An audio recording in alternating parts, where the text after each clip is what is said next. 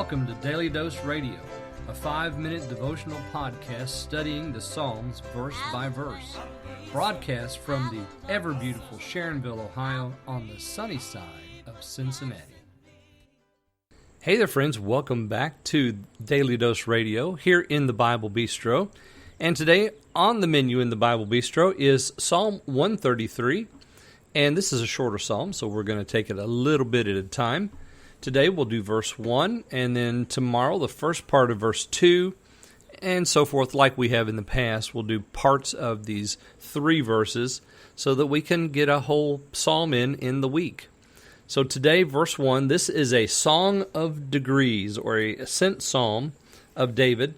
We are on the 14th step of the ascent psalms. So we have entered the gates of Jerusalem. We are headed up to the temple.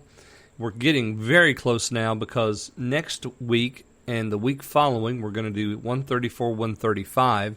And those 2 psalms end the ascent psalms. Actually, 134 has the title Ascent Psalm, but 135 does not. But when you read them together, you realize that they go together kind of like peanut butter and jelly. So you really have to consider 134 and 135 when you come to the end of this section of the Ascent Psalms.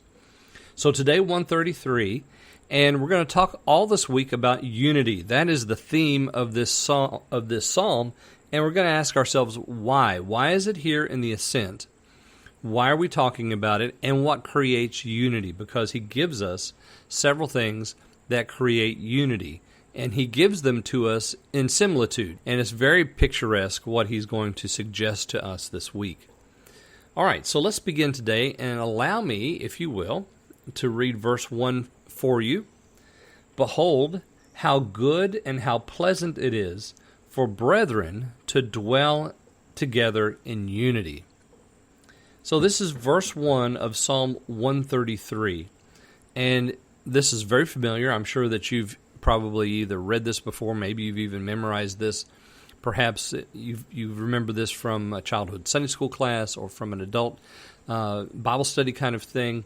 This idea of unity is expressed here in verse 1, and then it is described throughout the remainder of the psalm. So we have it here in verse 1, how good and how pleasant. Now, first of all, he says, behold. So he gets our attention. He wants us to focus in on this. Behold, look at this, he says. How good and how pleasant. You know, there are a lot of things that are good in this life, but they're not pleasant. Or, as other translations have this word, joyful. There's nothing joyful about them, although they may be good. It may be a good thing for us to have something or to do something, but it may not be a pleasant thing for us. You know, it may be good for us to be under a doctor's care, but sometimes that is not a pleasant thing. This is a pleasant thing as well as a good thing. It may be, there are lots of things in this life that are pleasant, but they're not good. And I'm talking about good from a righteous standpoint. They please us physically. Maybe they please us in our soul that has some soulish function that satisfies us, but it's really not a good thing for us. Here we have both which come together.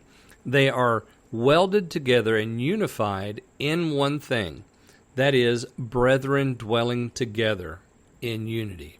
Dr. Neal, in his commentary, John Mason Neal, he says that this is the root and the life spring of the monastic movement. Brethren dwelling together in unity. But that monastic movement doesn't always have the good and pleasant part to it. So it's not just brethren dwelling together, but it is also that there's something good and pleasant that the Lord has in store for brethren when they dwell together. So just dwelling together doesn't produce unity. There's something else. And he's going to talk about that coming up here in the rest of the psalm. How good and how pleasant it is for brethren to dwell together in unity. The idea here is to the church because it's brethren. We are brethren together in Christ. It's good and pleasant for brethren to do something. So we're going to talk about that as we go forward, as our view now is focused in on the church and what it means to have unity in the body of Christ. All right, well, join me again tomorrow. And tomorrow on the menu, we'll have verse 2a. So join me then on Daily Dose Radio. Thanks for listening to Daily Dose Radio. I'm David Smith. The music today has been performed by the Bluegrass Experiment. Thanks again for listening. I'll see you next time on Daily Dose Radio.